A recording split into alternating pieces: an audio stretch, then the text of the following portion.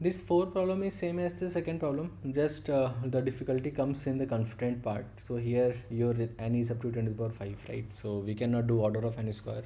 We have to kind of find some order of n log n solution. So for that I have used lazy segment tree to solve this problem. So yeah, let's quickly see what this problem says. So you are given integer and nums. Now a subarray is called balanced if the number of distinct even numbers in the array is exactly equals to number of distinct odd numbers, right? And we have to return the longest balanced subarray. And we know what is balanced subarray, right? And we have to find out the longest balanced subarray. Yeah, let's see how we can approach it. In problem 4, we have to find out the longest balanced subarray, right? And a balanced subarray is called if the distinct even number is same as distinct odd numbers, right? So let's consider a subarray, right, from L to R. I'm calling it balanced, right? I'm calling it balanced subarray, right? So think about it. If it is balanced, it means that the number of even like all distinct even numbers must be equal to number of distinct odd numbers, right? So if I take contribution of +1 for even numbers and I take contribution of -1 for odd numbers, right, the total sum is going to be 0, right? For example, let's consider a case when in a subarray you have 2, let's say 3, 4, 5, right? Yeah, let's say this is a subarray. This is a balanced subarray, right? Because the distinct even numbers are 2 and 4, the count is 2, and number of distinct odd numbers are 3 and 5, the count is 2. So this is a balanced subarray, right? So if I take contribution of +1 for the even numbers and contribution of -1 for the odd numbers, this sum is 0. Let's see how. Just keep in mind, if you have a duplicates, I won't be configuring it twice. I will be configuring as a single unique even number, right? So contribution of combine these two is -1, sorry, +1. So since this is odd, contribution is -1. This is even, contribution is +1.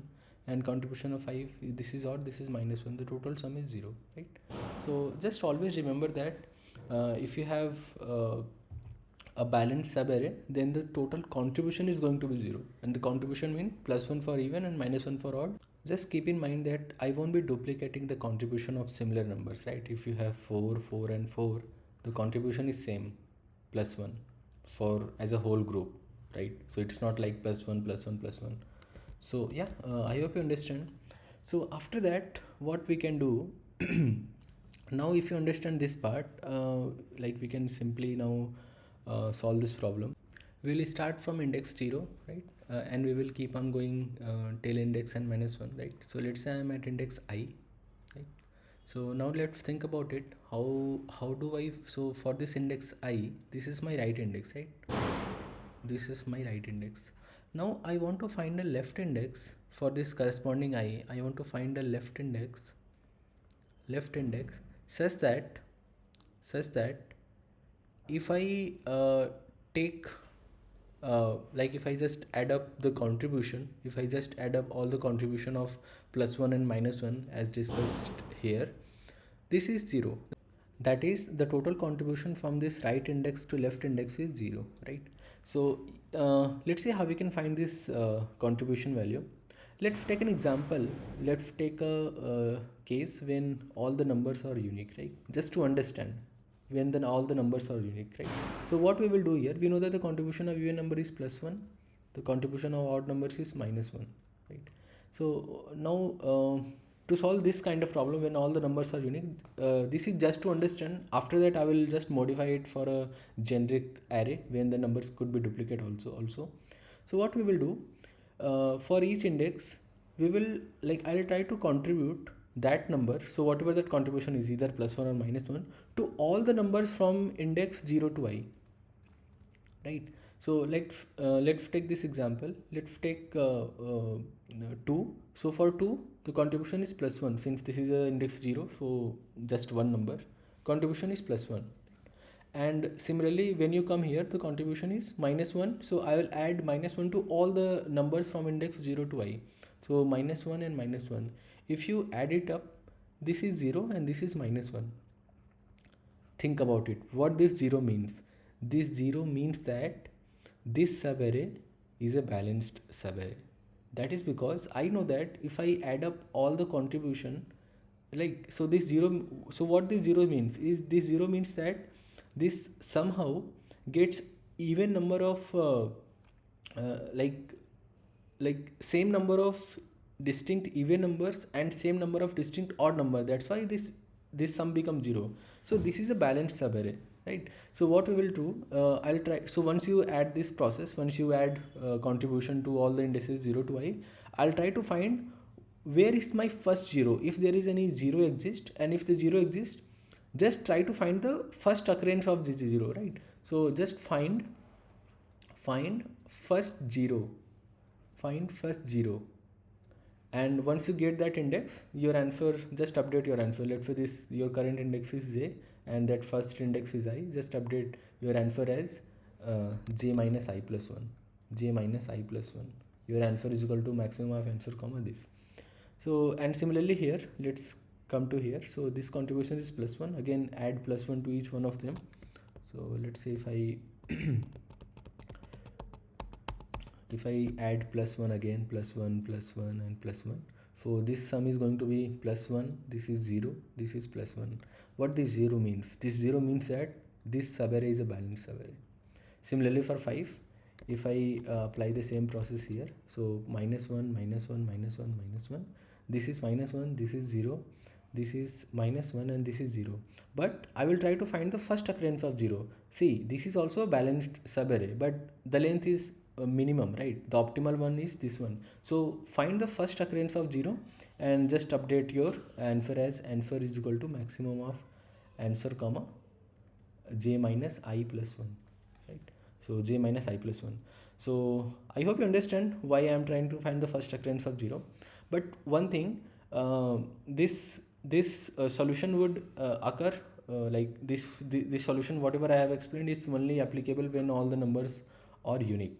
Now let's, so for all the numbers, for a generic array, when the numbers could be duplicate, there is nothing much to do, just a quick thing.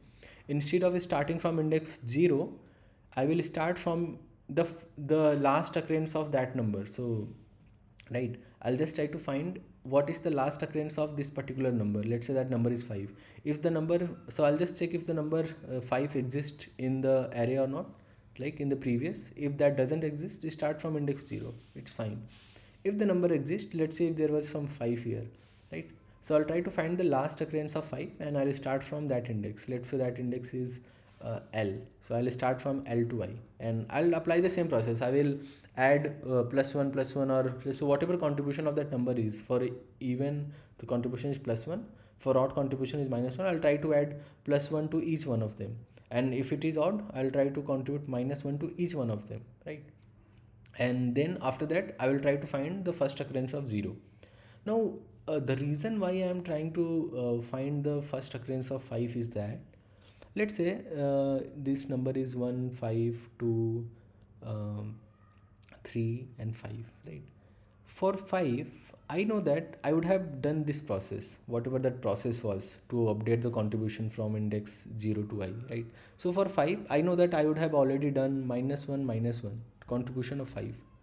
So since this is 5 again and this number is already a duplicate number, I know that for a duplicate number, this contribution, I won't be like adding up the contribution twice, right? So for 5, if I have already done that contribution part, why do I update the contribution again for these numbers?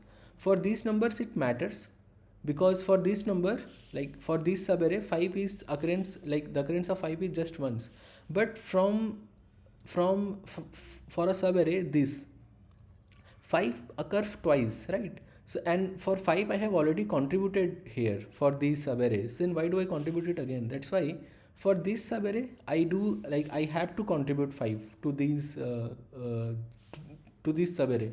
But for a left index which is less than that 5, I don't have to add up the contribution again, because this one, the occurrence of 5 has already done that part, right? So yeah, I hope you understand this problem. So now like if you observe it here, we just have to find out, so we just have to do two things. First, update in a range from L to R, either +1 or -1, right? The second job was to find out the first occurrence of 0. That's it. Find first occurrence of 0, right? And to update in a range, we know that we can apply lazy segmentary.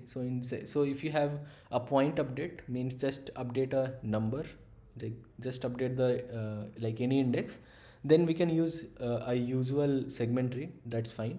But if you want to update a range, right, like if you want to update a whole range, or if you want to add up some numbers in a whole range, then you have to apply lazy segmentary. So yeah, this is all about the explanation part.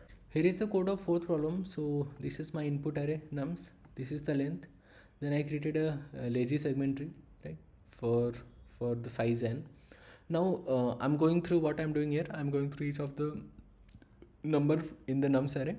This is my current number, so I'm trying to find the last occurrence of it, right?